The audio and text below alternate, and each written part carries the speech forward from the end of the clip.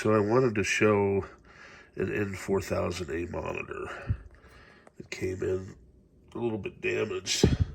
I'm not sure if that scratch there on the CRT is going to make a difference in the quality, but this one obviously had been dropped at one point.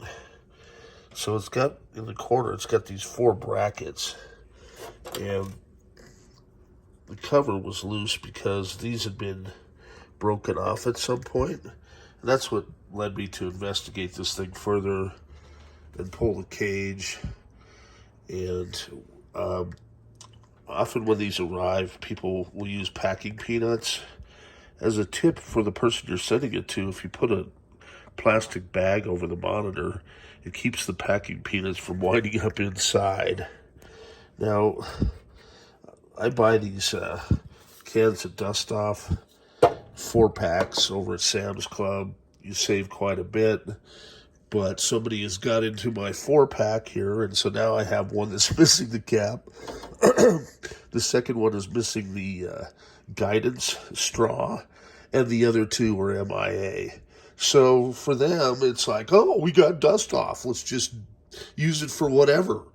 I actually put these in a cabinet for my purposes of running the business. And so my suggestion is hide them. Okay. So there's 4 nuts that hold the cover in place, and then there's a washer. And so, as luck would have it, my socket extension was missing, but I did find a nut driver that does work.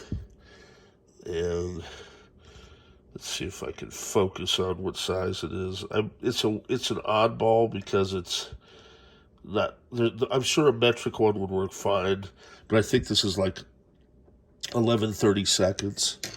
So I was able to pull the 2 remaining nuts off and remove the case cover. Then I took the screen that covers the cage. Be careful, even if it's been sitting a while, it can still pack a punch. I mean, like 20,000 volts.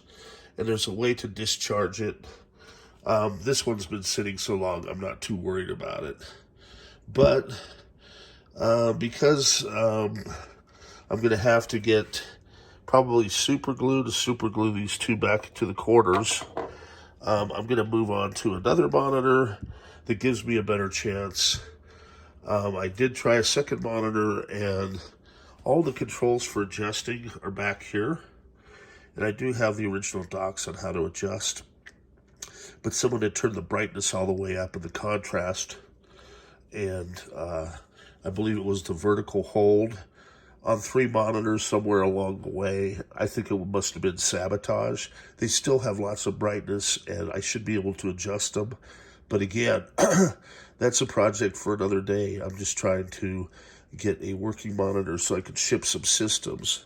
For me, I'm still a little under the weather from the COVID experience, so it's a bit frustrating not to just be able to pull a monitor and have it work. Now, I do have one that I think is a good candidate, but I think the sound might be gone.